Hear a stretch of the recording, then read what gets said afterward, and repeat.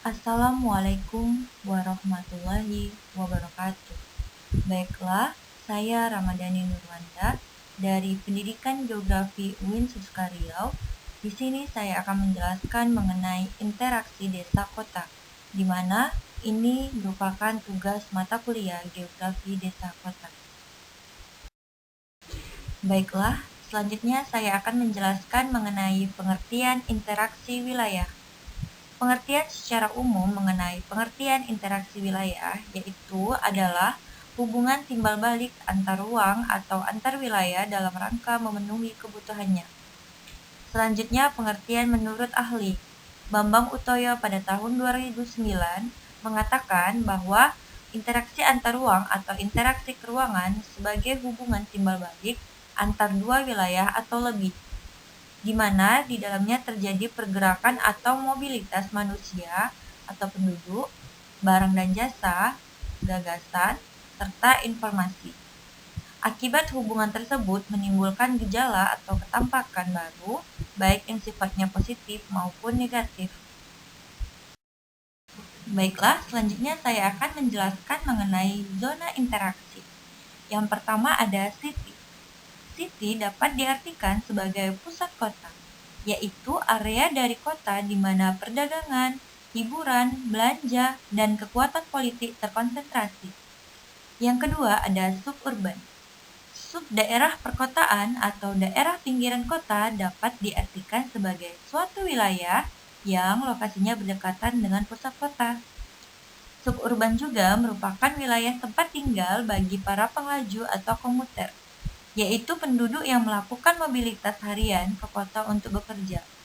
Yang ketiga ada zona urban fringe, adalah daerah batas luar kota yang mempunyai sifat-sifat mirip kota kecuali inti kota.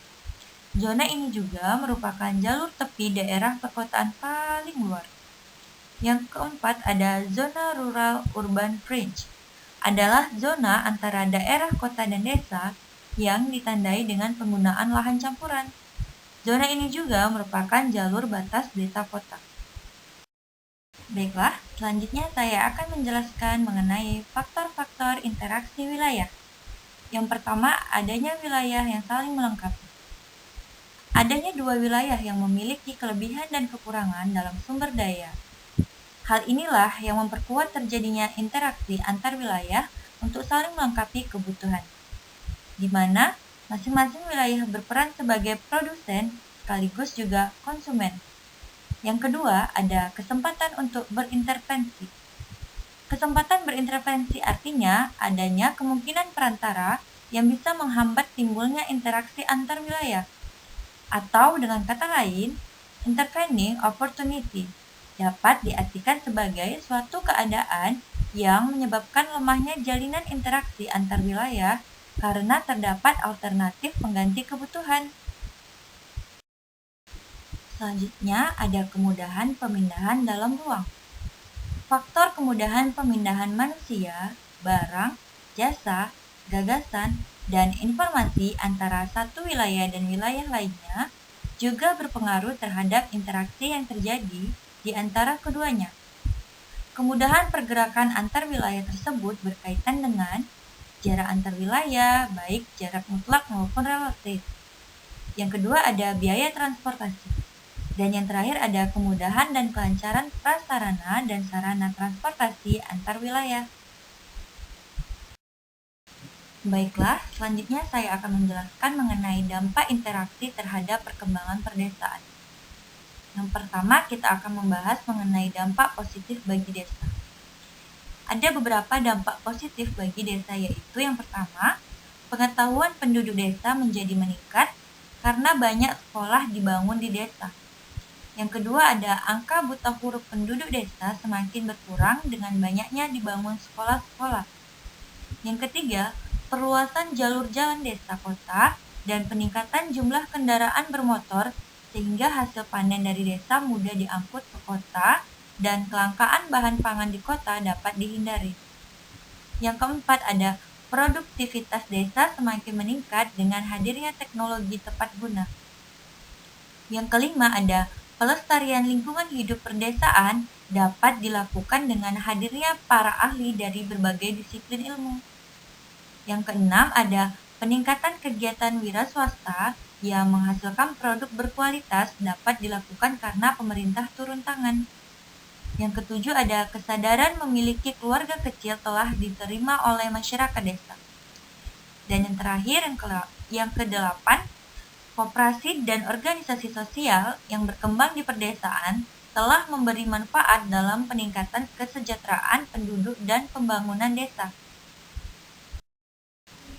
Baiklah, setelah kita mengetahui dampak positif bagi desa, kita juga harus mengetahui dampak negatif bagi desa.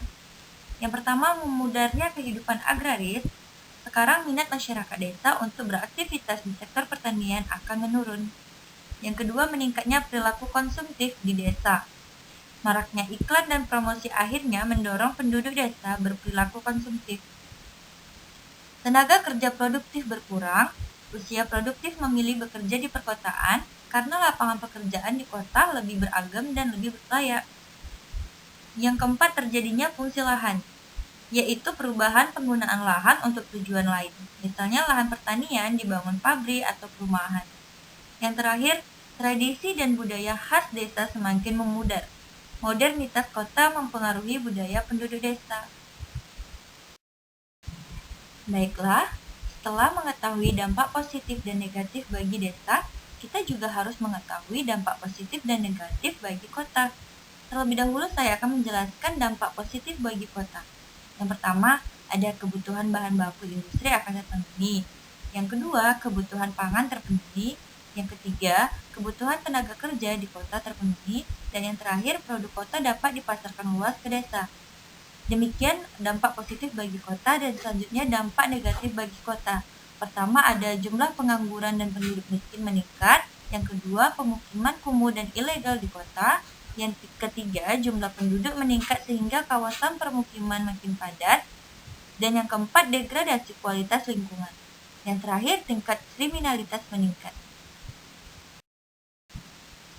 Baiklah, materi terakhir tentang pengaruh interaksi antar ruang dalam sosial dan budaya akan saya jelaskan. Yang pertama, adanya pergerakan atau mobilitas penduduk, terutama dari desa ke kota. Yang kedua, terjadinya perkawinan antar suku yang dengan sendirinya membawa budaya yang berbeda. Yang ketiga, meningkatnya wawasan penduduk desa atau kota akibat interaksi antar ruang. Dan yang terakhir, terjadi perubahan perilaku atau gaya hidup akibat interaksi antar ruang. Baiklah, demikian hasil presentasi saya. Semoga bermanfaat. Sekian, terima kasih. Assalamualaikum warahmatullahi wabarakatuh.